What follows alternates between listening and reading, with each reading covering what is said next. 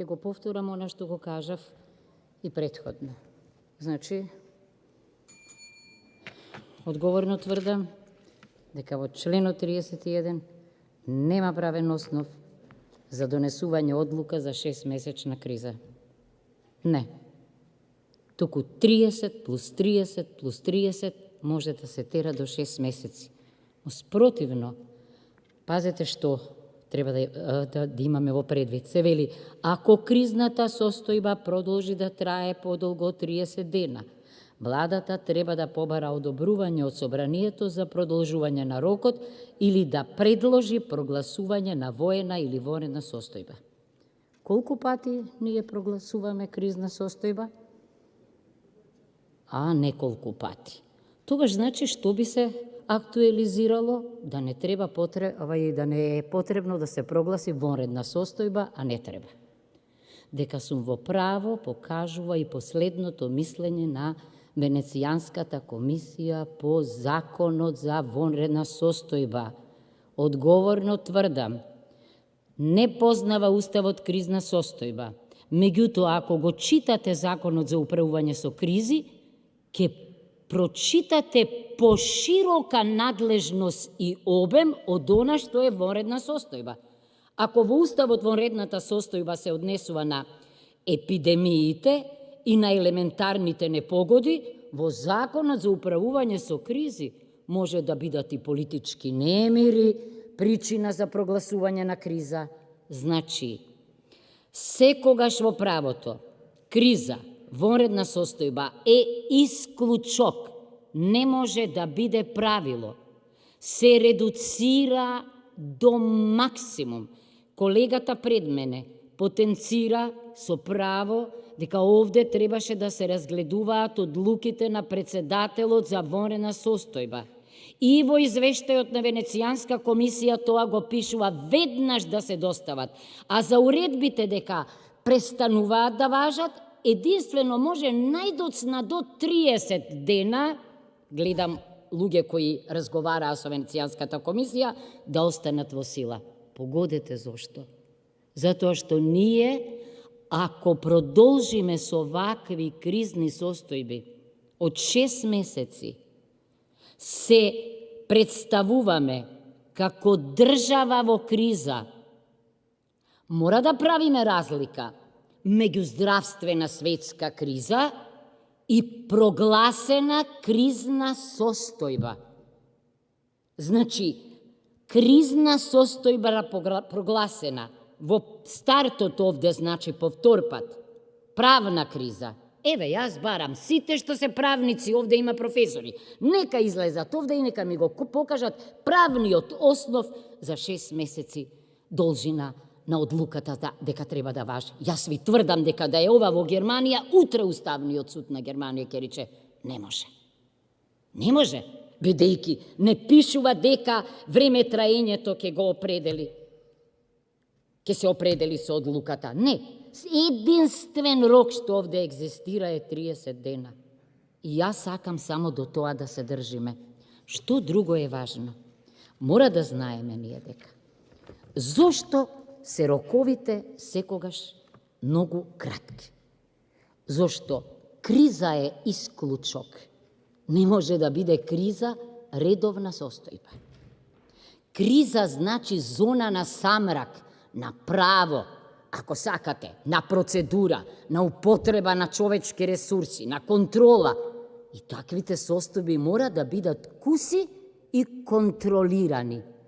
Ако ние продолжиме вака, тогаш сите кризолози, постои таква наука, со нас ќе се занимаваат. Ние признаваме дека не можеме нормално да живееме. Ако е кризата лакмус за демократскиот капацитет, а ние, велите, сме покажале дека умееме да ја менаџираме, тогаш нема потреба од повторно и повторно да прогласуваме кризи. Луѓе, словенечките пратеници не дозволија да се прогласи вонредна состојба, ни кризна состојба.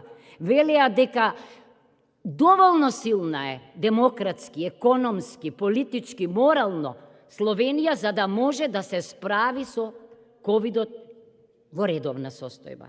Јас само укажувам на тоа. Немојте да се срамиме сите. Не велам дека оваа година е измислена оваа одлука од 6 месеци. Не ми е јасно кому му текнало и како 6 месеци.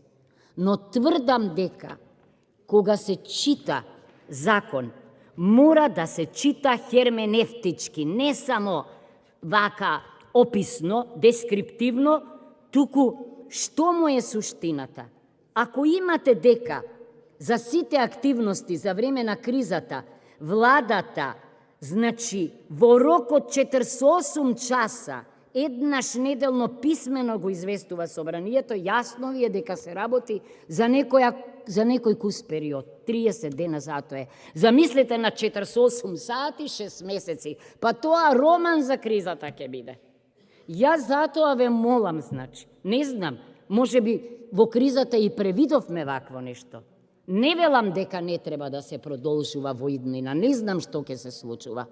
Но сакам да верувам дека ние научивме лекции, дека покажавте, велите вие, дека умеете да менаџирате криза во сите области. Ама ова е признание дека ние сме слаба држава. Дека сме ние држава која не умее да се справува со криза. И затоа прогласува нон-стоп кризна состојба. Оти во кризна состојба правото паѓа, а власта е најсилна. Мокта е таа која што управува. Не смееме ние да концентрираме неограничена мок во определен круг на луѓе. Дали е тоа кризен штаб, дали е, не знам, управувачки комитет, мене не ме интересира. Ама јас повеќе им верувам на институциите. Ние работиме. Дури и кога не би морале да работиме. Добра волја покажуваме. И така треба, особено буџет кога е во прашање. Меѓутоа, јас само укажувам на правен парадокс, укажувам на правен проблем.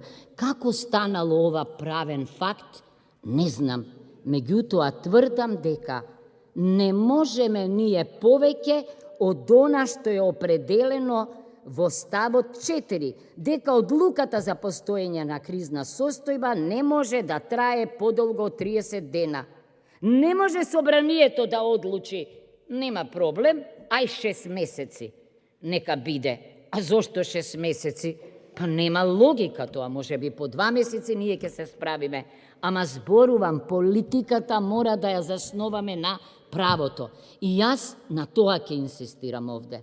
Не велам дека не треба да се продолжи кризната состојба, но последниот рок овде што е јануари, значи не 30 јуни 2022 година, току 30 јануари 2022 година, па извештај, па овде пак да се седне, па ако има потреба да се продолжи кризата. Немојте да правиме од себе држава на парадоксите. Не ми е јасно како ова поминало претходниот пат, иначе реагирав и тогаш, меѓутоа гласањето беше итно, морам да кажам, од таа другата сала, но еве сега чувствувам потреба да укажам на овој правен недостаток. Немојте одлуката да се најде на Уставен суд и да падне. Мислам, ај, туку нема да падне, бидејќи немаме Уставен суд, за жал. Срамно е тоа да го кажам, меѓутоа тоа е факт, ама ние мораме да се држиме до процедурата и до правото. Значи, јас ве молам уште еднаш да ја прочитате одредбата сите, особено правниците, и да ми кажете кој е правниот основ за одлука за 6 месеци. Благодарам. Бидејќи исцрпена листата на пријавени за збор,